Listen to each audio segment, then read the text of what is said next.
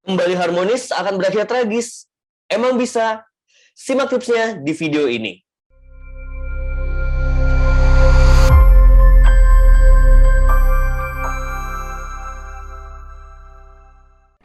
Pernikahan ada masalah itu wajar banget. Tapi tidak sedikit juga nih pernikahan yang masalahnya berlarut-larut sehingga berada juga nih pada ambang perpisahan. Akhirnya, umumnya ada dua kondisi nih ketika sebuah pernikahan berada di ambang perpisahan. Yang pertama, ada kondisi pernikahan yang dibiarkan aja, mereka tidak memilih untuk perpisahan, tapi tetap melanjutkan dengan cara diem-dieman. Ataupun memilih jalan untuk berpisah, bercerai, tetapi tentu juga masih menyakitkan.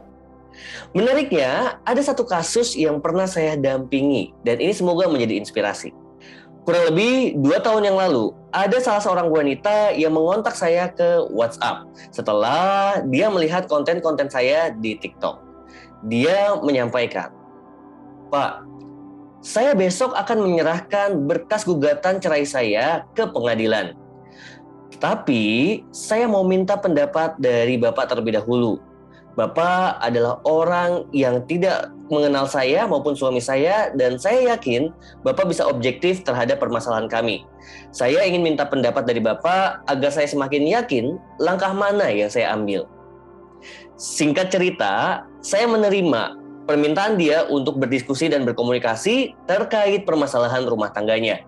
Setelah mengobrol panjang melalui WhatsApp dan dia juga menyampaikan bagaimana rumah tangga yang dia jalani, dari ceritanya bahkan saya juga bisa melihat memang kondisi pernikahannya saat ini sudah cukup mengkhawatirkan. Salah-salah bisa berakhir pada perpisahan yang akan merugikan. Tetapi setelah berdiskusi dan juga berkomunikasi, di akhir perbincangan ia mengatakan, "Pak, saya akan membatalkan gugatan cerai saya ke suami saya. Dan saya akan mencoba melakukan apa yang tadi kita sudah bicarakan dan Bapak sarankan." Hampir 2 tahun berlalu sejak ia akan menggugat suaminya, dan hari ini bahkan saya masih sering melihat di WhatsApp statusnya dia sedang bersama dengan suaminya, bersama dengan anak-anaknya dengan begitu cerianya. Pertanyaannya, apa sih yang dia lakukan sehingga rumah tangganya yang tadi sudah akan berakhir dengan tragis malah menjadi semakin harmonis? Apakah mungkin pakai jampe-jampe, pakai dukun? Ternyata dia hanya melakukan 4 hal sederhana ini. Yang pertama adalah jujur pada dirinya sendiri. Di awal dia mengontak saya dan di awal perbincangan dimulai, saya tanyakan dulu dengan sangat jelas apa yang dia inginkan. Lalu wanita ini menjawab bahwa sebetulnya dia masih sangat mencintai suaminya dan dia masih ingin bersamanya. Tetapi kesalahan-kesalahan yang diperbuat oleh suaminya membuat dia sakit hati dan mendorong dia untuk melakukan gugatan perceraian. Dari jawabannya ini, akhirnya saya mengajak untuk dirinya fokus pada hal-hal baik ataupun hal-hal kecil yang bisa dilakukan untuk menyelamatkan pernikahannya. Karena kalau kita tidak jelas apa yang kita inginkan, seringkali kita gampang goyah ketika akan melakukan hal yang sudah kita pilih. Yang kedua adalah introspeksi diri. Ini mungkin bagian yang cukup menantang bagi sebagian orang, karena ini akan berkaitan dengan ego kita. Ketika pernikahan ada masalah, banyak orang ataupun mungkin kita sendiri seringkali langsung menyalahkan pasangan kita.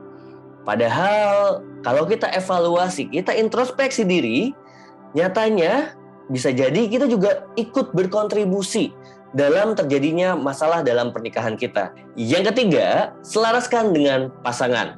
Kita udah tahu nih apa yang kita inginkan. Kita juga sudah tahu apa sih yang menjadi permasalahannya.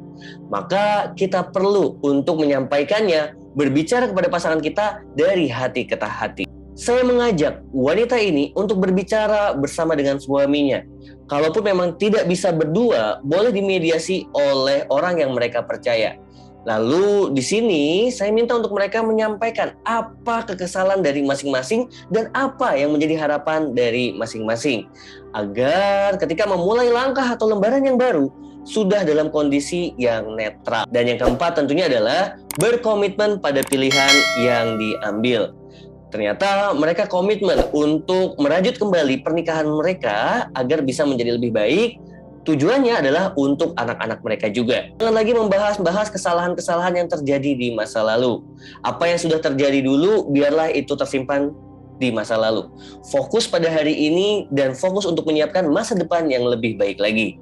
Semoga video ini bisa jadi inspirasi bagi kamu agar pernikahannya semakin harmonis ataupun terselamatkan dari akhir yang tragis.